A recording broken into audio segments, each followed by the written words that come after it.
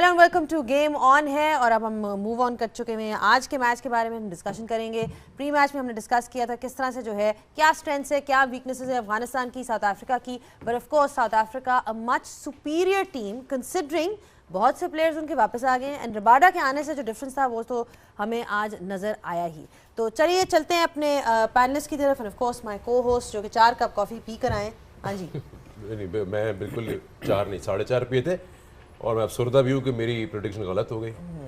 मैं जिस चीज़ को चूज़ करता हूँ उसका बेड़ा गर्क हो जाता है। आप अकेले नहीं है, आप अकेले नहीं थे। आप कौन किस मैं और शेख अख्तर साहब ने अफगानिस्तान चूज़ किया। आप भी थे। चलो 3 और हम 3 जो है क्या मिल रहे हैं, हमें कुछ मिल रहा है कोई अभी दूसरा जरा बताएं ना हमसे, कोई प्रेडिक्शंस की होनी चाहिए, स्पॉन्सर्ड सेगमेंट होना चाहिए। आज हम जो लोग जीते हैं वो आधा घंटा कम बोलेंगे, आधा घंटा कम बोलेंगे। अच्छा चलें फिर आज फिर सना और आप तीनों के नाम। चले जी Shoaib, great performance by South Africa. जिस तरह से आप एक्सपेक्ट करते हैं उनसे 107 रन्स की जीत बहुत बड़ी जीत हुई है और हर डिपार्टमेंट में outstanding. I think you talk about batting और बॉलिंग फर्स्ट। ओवरऑल में बात करें ओवरऑल आई थिंक आप ये देखें कि उनके पेसर्स, आई मीन अगर आप ये देख लें उनके पेसर्स 61% डॉट बॉल्स हैं। अगेन आपको अगर मेथड के साथ बॉलिंग करनी, एक बात तो आप देख लें ना, अब बच्चों के लिए कह रहा हूँ, जब तक हिटिंग द लेंथ वाला एरिया आप नहीं करोगे ना, नहीं सीखोगे और वहीं से सीम करोगे, सीम होगा। मैंने सुबह भी कहा था लेकर है, उसको शाइन के साथ सीम करोगे वो होगा, वो सीम भी होगा, वो डिप भी होगा, वो फ्लाई भी करेगा। कोको बोरा की एक खासियत है, स्किड्स ऑफ द सीम, और अगर आपका एक्शन अलाउ करता है कि वो कीपर तक ऊपर तक जाए ball, then it's become more easier because जो सारे बॉलर हैं वो सीम प्रेजेंट करते हैं। रबाडा को आप देख लें, जेंसन को देख लें, तो फ्लाई थ्रू कर रहे थे। देखें खाली लेट अलोन पैशन ही सब कुछ नहीं होता, स्किल सेट को भी डिस्प्ले करना होता है। As I said it before, the character is not made in crisis, they are exhibited. I am all for Afghanistan till now, even for the more. हमारी मॉरल सपोर्ट है अफगानिस्तान के लिए, क्योंकि आपको पे बैक करना है when it comes to investing our times and emotions into it. But South Africa is way too good team. Imagine जैसे अभी 2 फास्ट बॉलर उनके खेले नहीं मेन, अगर वो खेल रहे होते तो वो 150 भी नहीं करने देते। तो I think it's a clinical finish and I think the good way too good team to be beaten and the statement उन्होंने आज क्रिएट कर दी, वो है टू विन द टूर्नामेंट। जी बैटिंग लाइन ऑफ कोर्स काफ़ी स्ट्रॉन्ग हुई, जैसे भी जैनब ने बताया कि माकरम वापस आ गए, वैन डिसन आ गए, रिकल्टन आ गए, और वो जो आई थिंक SS T20 और IL T20 से आ रहे हैं, लेकिन वो इन्होंने ऐसा कन्वर्ट कर लिया अपना गेम वनडे पे। आपको 100 रन किए। कल जब हम देख रहे थे बांग्लादेश का मैच, तो ऐसा कहीं फील हो रहा था कि वो T20 टाइप अटैकिंग मोड में आए थे, बैटर्स टॉप ऑर्डर और 4 विकेटें उनकी गिरी थी। रिकल्टन की इनिंग्स 103 106 गेंदों पर, और उनकी फिर पार्टनरशिप भी रही लेटर ऑन अपने कप्तान के साथ। How did you see that start? It was not a blistering knock, बिल्कुल एकदम से उन्होंने अपना easily, I think they scored around 46 और 48 इन द फर्स्ट हाफ। देखिए बहुत काम और कंपोज्ड उनकी इनिंग्स थी और वही रिक्वायरमेंट थी। 50 ओवर क्रिकेट जब आप खेल रहे होते हैं और when you are playing as an opener, then the responsibility is to get a good start and then convert that good start into big numbers, or and this is what Rakilton has done। और देखें partnership जो है वो एक ऐसी चीज़ है, regardless कोई सा भी आप फॉर्मेट खेल रहे हो, पार्टनरशिप्स जो हैं वो आपको लेके जाती हैं ऐसी पोजीशन में कि जहाँ पे आप मैच जो है वो जीतने की पोजीशन में आपको लेके जाते हैं। उनकी पार्टनरशिप जो थी फर्स्ट वाली कैप्टन के साथ, बाउमा के साथ हुई, फिर उसके बाद उनकी रासी वेंडरडसन के साथ भी पार्टनरशिप हुई। उसके बाद वो आउट बड़ा अजीब सा हुए, डाउन द विकेट निकले राशिद को और प्लेस करना चाह रहे थे मिड ऑन की तरफ बॉल 1 रन के लिए, तो वो सीधा राशिद के पास चला गया। तो उन्होंने बड़ा अच्छा जो है कीपर की तरफ थ्रो किया, बैट उनका ऊपर रह गया, क्रीज में थे वो लेकिन बैट ऊपर रह गया। लेकिन I guess when someone scoring 100 batting as an opener in any format, तो वो आपको बहुत अच्छी जगह पे जो है वो मैच में ले जाता है। अच्छा हफीज़, ये ऑब्वियसली उनकी इनिंग्स दिखा रहे हैं, मतलब वो जो था कि कोई बहुत ही कोई क्रेजी पावर हिटिंग नहीं थी, but it was just a very sort of calculated innings. नहीं, बहुत ही अच्छे प्लेयर लगे टेक्निकली और टैक्टिकली स्पेशली, क्योंकि जो कंडीशन थी उसमें पहले न्यू बॉल सी ऑफ करना बड़ा इंपॉर्टेंट था और उसमें इनकी शेप अच्छी रही। इन्होंने अपने शॉट खेलते वक्त कोई अपनी शेप लूज़ नहीं की, wherever he wanted to hit he placed the ball under his eye. तो ये बड़ा प्लीजिंग होता है। कोई भी ऐसा बंदा जो इंटरनेशनल क्रिकेट में ज़्यादा लंबी देर तक ना खेला हो, आते ही अगर उसके अंदर ये चीज़ें मौजूद हैं तो वो बड़ी रेस का घोड़ा उसे हम कह सकते हैं। और मैं ज़्यादा तौर पर जो एक चीज़ मैं मेंशन करना चाहता हूँ, मुझे और ज़्यादा खुशी हुई और ये सीखने की बात है कि सिस्टम की प्रोडक्शन कितनी इंपॉर्टेंट है। डी कॉक ने अभी छोड़ा, he was playing that role for South Africa for maybe 8 to 10 years। जैसे ही वो गए हैं तो उसकी रिप्लेसमेंट रेडी है। He is also wicket keeper, he is also a similar kind of a batsman. तो ये लर्न करने की ज़रूरत है कि हमारे सिस्टम अनफॉर्चुनेटली वो चीज़ें प्रोड्यूस नहीं करता, वो स्टैंडर्ड सेट ही नहीं हो सके। दुनिया के स्टैंडर्ड सेट हैं, इंडिया का एक प्लेयर जाता है, दूसरा उसी स्टैंडर्ड का प्लेयर वापस आ जाता है। उसी स्टैंडर्ड का प्लेयर साउथ अफ्रीका से गया, उसी स्टैंडर्ड का वापस आ गया। ऑस्ट्रेलिया का उसी स्टैंडर्ड का प्लेयर जाता है, वापस आ जाता है। रिप्लेसमेंट रेडी है। तो मुझे लगता है, मुझे अपार्ट फ्रॉम हिज इनिंग्स मुझे ये भी ये खुशी हुई कि यार एक नया यंगस्टर आए और आके वो बड़े शूज़ जिसको कहते हैं कि बिग शूज़ टू फिल, कि डी कॉक ने जो लेगेसी छोड़ी उसी को कंटिन्यू कर रहे हैं।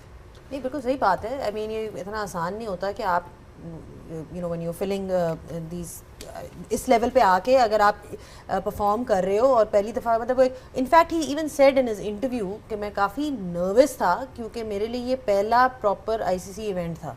सो even as somebody who is coming in just backing his point कि it wasn't easy. Of course बिल्कुल मैं एग्री करता हूँ आपके साथ। मेहरबानी। और इन्होंने इतना सीरियस होकर एग्री कर रहे हैं तो कुछ अगेंस्ट सही। पाकिस्तान जो सवाल केप टाउन करने में वाला टेस्ट मैच हुआ था, he scored a century against Pakistan as well, second test match in Cape Town जो लास्ट टूर था पाकिस्तान का।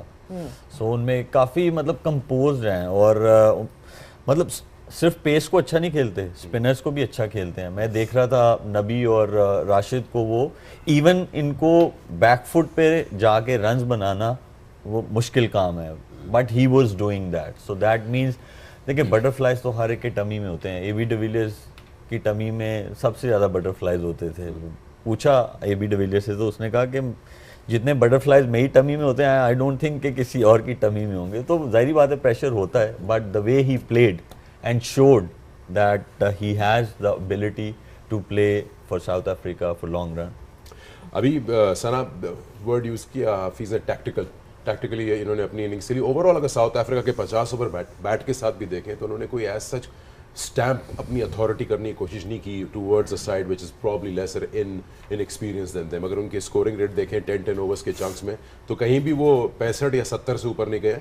लास्ट 10 में उन्होंने सिर्फ 83 किया। I think Afghanistan did well to stop them from scoring 100 in the last, but एक सिस्टमैटिक मूव नज़र आता है from over number 1 to 10 and then 20 and so on.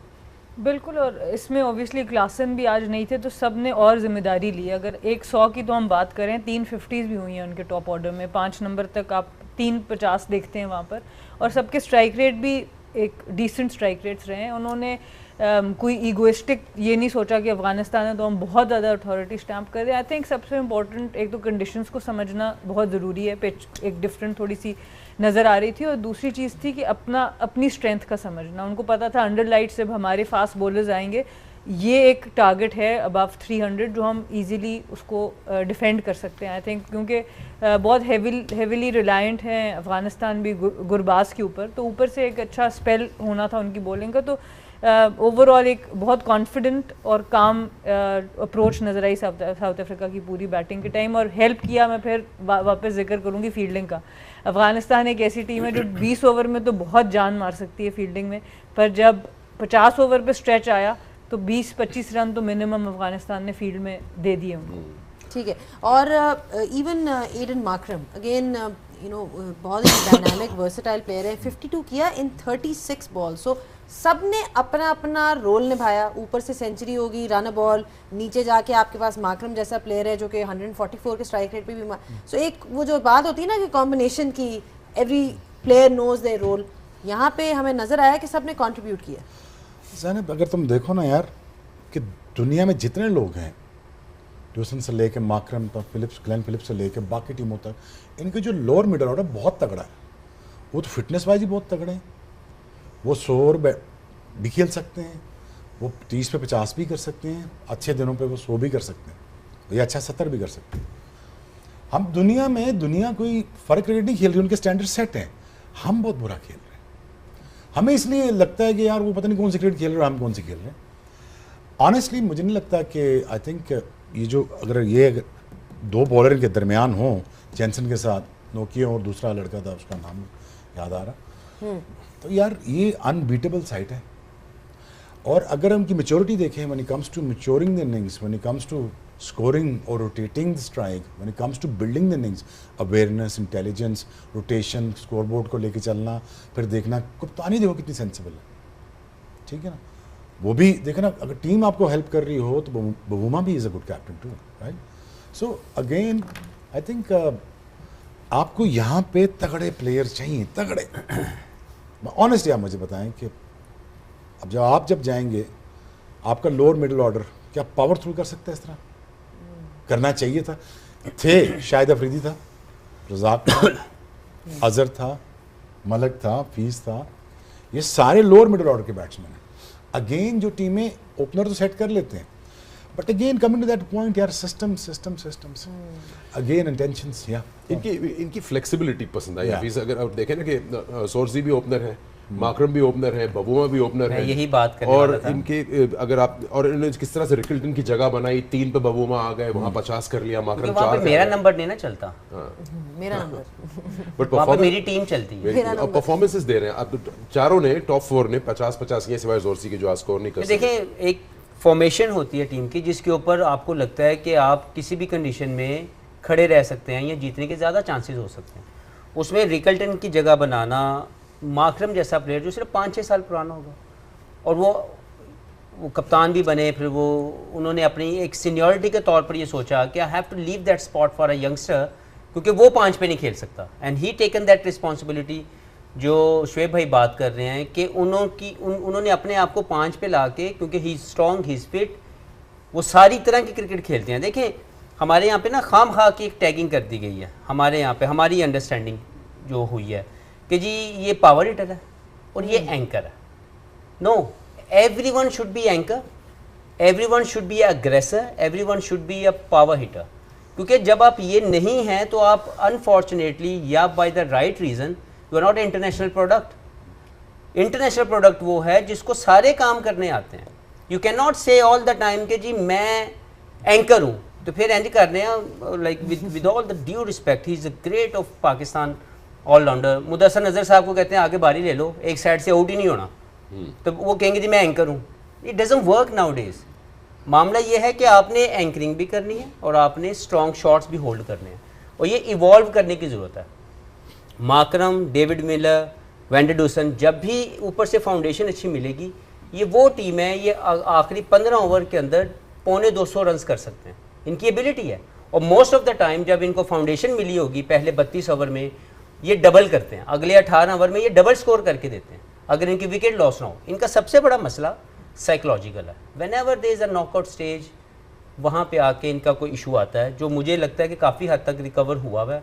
Last world cup उसी की एक एपिसोड थी, लेकिन उसके अलावा अगर आप इनकी टीम की फॉर्मेशन देखेंगे तो they have a complete team जिसको आप चांस या फैंसी कर सकते हैं कि ये finalist, one of the finalist हो सकते हैं। और इसमें ज़रा मज़ेदार बात यह कि ऐसी फीलिंग आती है दूर बैठ के कि बवूमा हर बार अपनी जगह प्रूव करने जाते हैं 11 में, और डिफरेंट पोजीशंस में आते हैं। आज भी उन्होंने 50 रन स्कोर किए। Not that is not a great batter, he is, but इतने सारे डिफरेंट ऑप्शंस अराउंड हो तो कैप्टन को भी अपनी जस्टिफिकेशन देनी पड़ी, has to score, he doesn't do anything else. नहीं, बल्कि उन पे not in this format but overall उन पे अक्सर क्रिटिसिज्म बहुत ज़्यादा रहती है कि you know he is not able to score runs, लेकिन आज जिसे कहते हैं कि बहुत जिम्मेदारी के साथ शुएब इन्होंने अपना रोल जो है वो निभाया।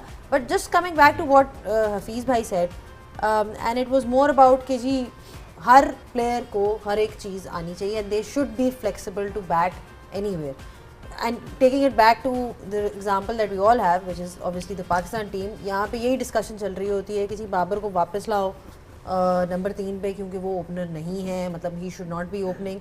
तो where do you stand on this matter? Because like he said, you know, we are talking about being flexible for the team, and then there is that thought or view कि नहीं, जो player जहाँ खेलता है उसको वहीं पे खेलने दो। देखिए मैं तो वो इंसान हूँ जिसने पहले नंबर से लेके 10 नंबर तक खेला हुआ है, और 11वां क्यों छोड़ा शुरू? 11वां है देखो चलो ओपनर्स सही कह रहे हैं। कह रहे हैं, हाँ? कह रहे हैं। वो नहीं, जिसकी स्लिपें शवाक लगाता रहे जो हमारे गोल देने वाला है, वो बातें करेगा, मैं क्या करूँ उससे?